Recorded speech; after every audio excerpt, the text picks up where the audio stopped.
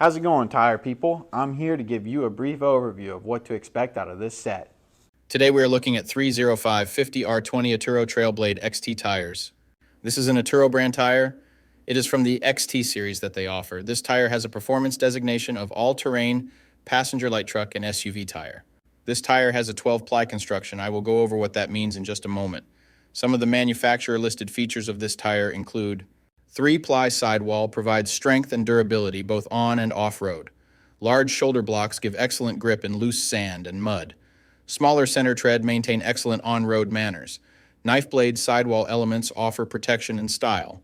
Multiple sipes across the tread enhance traction in rain and snow. Rim guard provides protection against curb damage to wheels.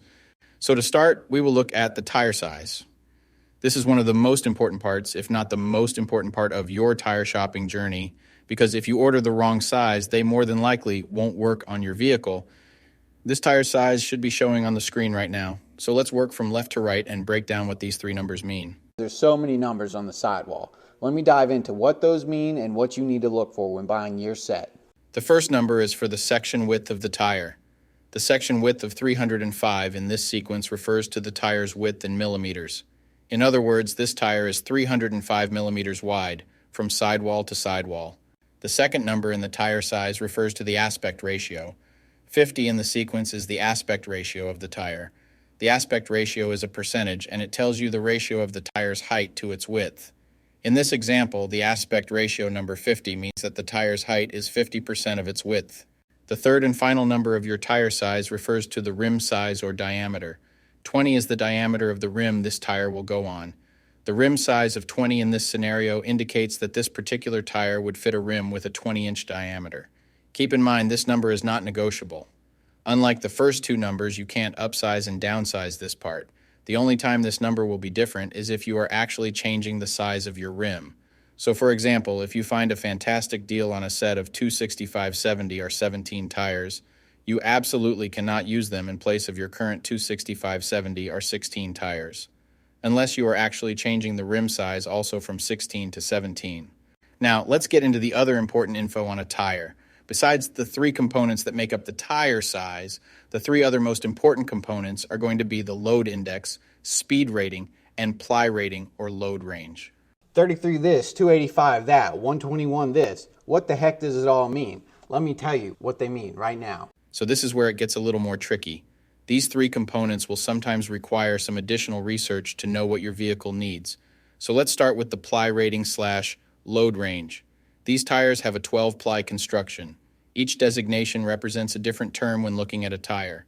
This can directly affect things like max tire pressure, and also plays a part in the next two numbers we are going to talk about.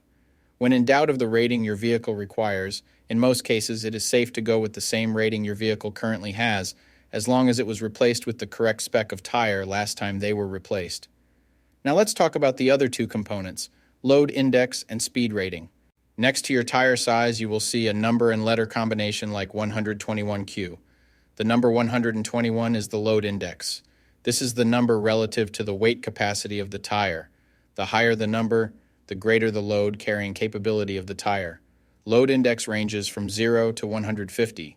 If you are replacing your tires, they have to be the same or higher load index, never lower. For example, if your current load index is 121, a tire of the same size with a load index of 124 would work for you, but not a tire of the same size with a load index of 118. If you replace your tires and the new ones have a lower load index, the tire has a higher likelihood of bubbling and eventually blowing out. So make sure you pay attention to this when buying your set. So for the tire we are looking at today, the load index of 121 represents a weight capacity of 3,197 pounds. For my metric system using Friends, that would be a capacity of 1,450 kilograms. Located next to the load index we just talked about, there is a letter. The letter Q is the speed rating for this tire. This is the maximum speed sustainable for the tire. Each letter has a corresponding speed rating approved by the Department of Transportation and the tire manufacturer. Alphabetically, the speed rating increases as the letters advance from A to Z, except for the letter H, which we'll explain in a minute.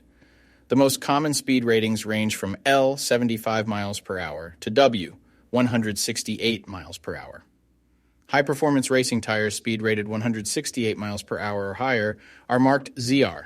Originally, tire speeds were just S, H, or V, S being the slowest, H being the middle, and V being the fastest. Over the years, as tire speeds have evolved, for whatever reason, H has always remained the same, 130 miles per hour. When Z-speed rated tires were first introduced, they were thought to reflect the highest tire speed rating that would ever be required, in excess of 240 kilometers per hour or 149 miles per hour. While Z-speed rated tires are capable of speeds in excess of 149 miles per hour, how far above 149 miles per hour was not identified. That ultimately caused the automotive industry to add W and Y speed ratings to identify the tires that meet the needs of vehicles that have extremely high top speed capabilities. So the speed rating of Q in the case of this tire means that this tire is rated for speeds of 99 miles per hour or 160 kilometers per hour. While speed rating is important in some unique cases, you shouldn't spend a ton of time focusing and comparing tires based solely off of this. While you do want to make sure the tire matches your vehicle manufacturer's specified speed rating, in almost all cases, the speed rating of a tire should always be above 85 miles per hour, which is technically the fastest posted speed limit anywhere in the United States.